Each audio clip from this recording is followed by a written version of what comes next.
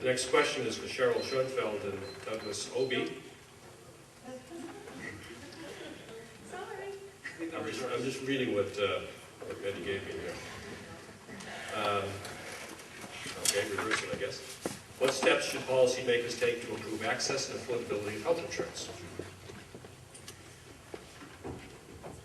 One of the issues regarding health insurance that is not being addressed by our current legislature is tort reform.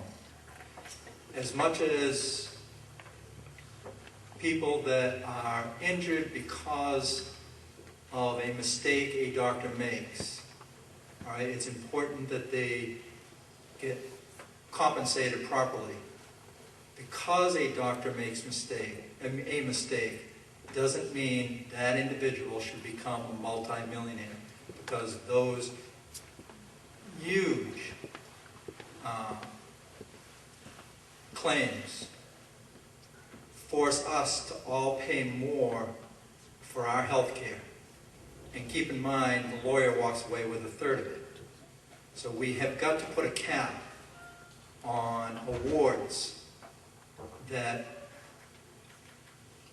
people that do suffer from the mistake a doctor makes, so that we can somehow contain healthcare costs. And if that's not addressed, then a surgeon's cost for their insurance is going to stay at $500,000 a year. And the hospital costs to do our surgeries is going to stay as high as they are, and you're going to just continue to see healthcare costs go higher and higher and higher. Another thing we can do is combine.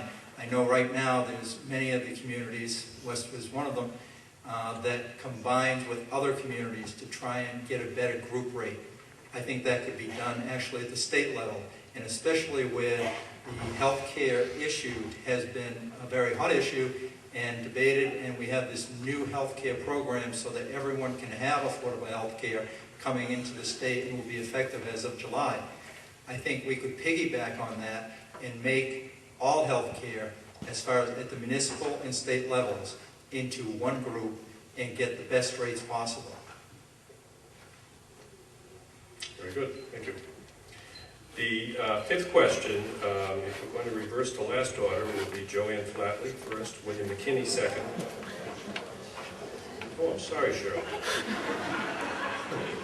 I am sorry. I was trying to give you a break because that's a tough question. What steps should policymakers take to improve access and affordability of health insurance? Sorry. I believe the steps that the legislators should work to achieve is the single-payer health system. That way, everyone would have access to affordable health insurance. No one would have high deductibles. It isn't universal health insurance. It's a single-payer system where you would still choose your own doctor. More people would be able to afford this. Also, it would cut down waste. It would make prescription health care affordable for everybody. That's something that I feel strongly about. It's a system that I know many other legislators are eager to have it started. We've made a good start by requiring everyone to have health insurance by July 1st. However, it's not affordable. The single-payer health system will be affordable, and doctors will still be able to make their money. Thank you. Thank you, Cheryl. Our last question in this round will be answered first by Bill McKinney, then Joanne Flatley, and finally John Bonchek. And that question is, what are your feelings regarding the levies imposed by the MWRA to the member communities? And as a member of the legislature, how would you address those costs? Mr. McKinney. Well, the MWRA, which was an offshoot of the MDC, the costs are obviously going quite high. Dedham hasn't been hit as much since I believe we only pay the sewer portion of the water. We have our own district, Dedham Westwood. But what we need to do again is looking at the entire the funding mechanism. I know there was some money put into the budget for rate relief for the taxpayers. And I think that's important. I think that we need to make sure that our tax dollars are being spent as wisely as they possibly can. For those who know me, I'm very thrifty. My wife would probably say cheap, but I prefer the term thrifty. And myself getting to Beacon Hill means that I'm going to guard your tax dollars as I guard my own. I think it's something that that there is a lot that can be done.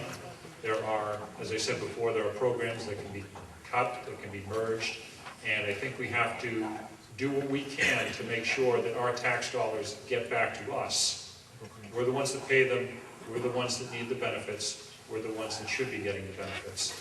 We want to make sure that there's no middleman up on Beacon Hill that's taking a cut, that everything that we're sending up is being spent for our own best interests.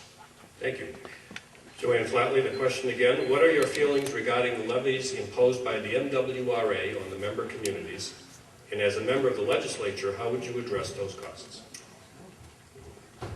Well, as a Finance Committee member in the past here in Dedham, we have been spoken to many times by taxpayers in the town that the rate is very expensive and has been rising uncontrollably. It's the unexpectedness of the rate increase that is very difficult to budget for, and I would expect that the MWRA would put some control on that, and I would support that. In the state legislature, I would support state rate relief as well. Thank you. Thank you. Mr. Boncheck, you have the final shot at this question. What are your feelings regarding the levies imposed by the MWRA to the member communities? And as a member of the legislature, how would you address these costs? Well, as a member of the legislature, I would hope that the MWRA, after doing the work that they were sent out to do, would complete their work, and then therefore they wouldn't be spending money on construction, because they've been asked to bring the state up to par, which includes replacing antiquated water systems that were neglected for years. Unfortunately, the taxpayer has been given the burden of paying for this expensive construction, and hopefully over time their budget will become smaller and smaller as they replace more and more of our water system. Thank you.